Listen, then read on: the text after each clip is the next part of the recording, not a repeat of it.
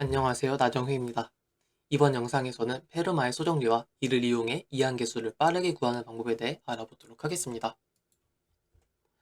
설명에 들어가기에 앞서 몇 가지 용어를 정의하도록 하겠습니다. 정수 A와 0이 아닌 정수 B가 있을 때 A를 B로 나눈 몫과 나머지를 유일하게 결정할 수 있습니다. R이 0 이상 절대값 B 미만이면 A를 BQ 플러스 R로 나타낼 수 있는 정수 QR이 유일하고, 이때 Q를 몫, R을 나머지라고 합니다. 정수 A, B, 그리고 양의 정수 n이 있을 때 A-B가 n으로 나누어 떨어진다면 A와 B가 모듈러 n에서 합동이다 라고 이야기합니다. 수식에서는 세 줄짜리 등으로 나타내며 A와 B를 각각 n으로 나눈 나머지가 같다고 해석할 수도 있습니다. 합동에 대한 몇 가지 성질에 대해 알아봅시다. 먼저 A와 A는 합동입니다.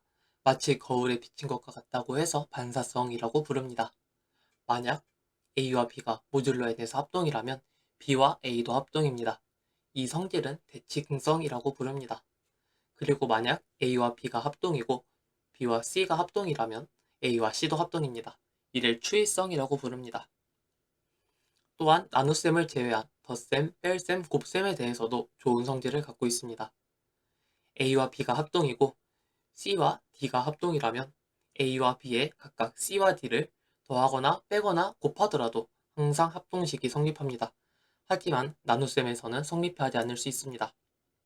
그러나 만약 C와 N이 서로소라면 AC와 BC가 모듈러 N에서 합동일 때 양변에서 C를 나누어 줄 수 있습니다. C와 N이 서로소일 때만 가능하다는 점에 주의해야 합니다. 실수 체계에서는 분수도 정의할 수 있고 로그나 제곱근 같은 것도 쉽게 정의하고 구할 수 있습니다. 하지만 정수만을 다루는 합동식에서는 이들을 정의하는 것이 직관적이지도 않고 구하는 것도 어렵습니다.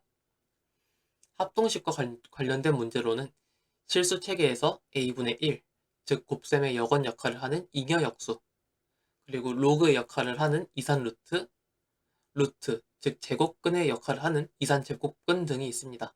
이번 영상에서는 잉여 역수에 초점을 맞춰봅시다. 합동식에서 나눗셈은 덧셈, 뺄셈, 곱셈과 다르게 양변에 같은 수로 나눠도 식이 성립하지 않을 수 있습니다.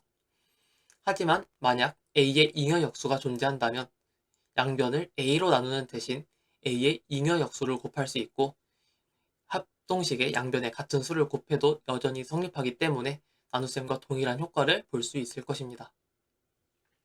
페르마의 소정리를 이용하면 n이 소수이고 a가 n의 배수가 아닐 때 잉여 역수를 빠르게 구할 수 있습니다.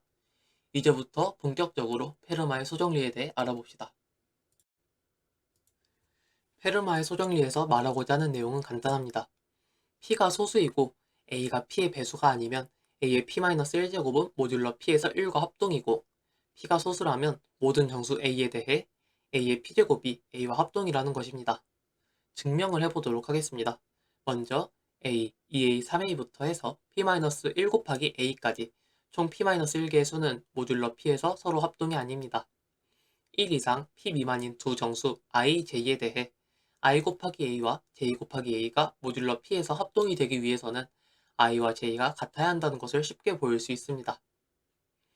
p-1개의 수들이 서로 합동이 아니므로 이들을 각각 p로 나눈 나머지들의 집합은 1부터 p-1까지의 정수로 구성되어 있습니다. 따라서 a부터 p-1 곱하기 a까지 곱한 것은 1부터 p-1까지 곱한 것과 합동이고, 이는 p-1 팩토리얼 곱하기 a의 p-1제곱이 p-1 팩토리얼과 합동이라는 것을 의미합니다. p-1 팩토리얼은 p와 서로소이기 때문에 양변을 p-1 팩토리얼로 나누면 a의 p-1제곱이 1과 합동이라는 결론을 얻을 수 있습니다. a가 p의 배수가 아니라면 a의 p-1제곱이 1과 합동이기 때문에 양변에 a를 곱하면 a의 p제곱이 a와 합동이라는 결론을 얻을 수 있고, a가 p의 배수이면 a와 a의 p제곱 모두 0과 합동이라는 것을 알 수 있습니다. 따라서 페르마의 소정리는 참입니다. a의 p-1제곱이 1과 합동입니다. 다시 말해 a 곱하기 a의 p-2제곱이 1과 합동이고, 따라서 p가 소수이고 a가 p의 배수가 아니면 a의 p-2제곱은 a의 잉여 역수라는 것을 알 수 있습니다. a의 p-2제곱을 p로 나눈 나머지는 로그 p 시간에 구할 수 있습니다. 이번에는 페르마의 소정리를 이용해 이항계수를 소수 p로 나눈 나머지를 빠르게 계산하는 방법에 대해 알아봅시다. 목표는 적당한 전처리를 통해 이항계수를 p로 나눈 나머지를 매번 상수 시간에 구하는 것입니다. 입력으로 주어지는 n의 최대값인 라지 n이 p보다 작은 경우만 생각합시다. 만약 페르마의 소정리와 잉여 역수를 모른다면 ncr이 n-1 cr-1 더하기 n-1 cr이라는 것을 이용해 n제곱 시간에 전처리할 수 있습니다. 이 방법은 덧셈만 이용해서 전처리를 할 수 있다는 장점이 있습니다. 전처리를 n로그 p 시간에 하는 방법을 알아봅시다. 1부터 n까지의 수들의 팩토리얼을 저장하는 배열, 그리고 그들의 잉여 역수를 저장하는 배열을 전처리할 것입니다. 팩토리얼은 선형 시간에 전처리할 수 있고 잉여 역수들은 매번 p-2제곱을 계산하면 총 n로그 p 시간에 전처리할 수 있습니다. ncr은 n 팩토리얼 나누기 r 팩토리얼 나누기 n-r 팩토리얼이라는 점을 이용하면 전처리한 배열을 사용해 상수 시간에 정답을 구할 수 있습니다. 여기에서 조금 더 고민을 하면 전처리 시간을 n 플러스 로그 p로 줄일 수 있습니다. 팩토리얼 배열을 구하는 것은 이미 충분히 빠르기 때문에 잉여 역수를 구하는 부분을 최적화합시다. n 팩토리얼 분의 1은 n 플러스 1 팩토리얼 분의 1에 n 플러스 1을 곱한 것과 같습니다.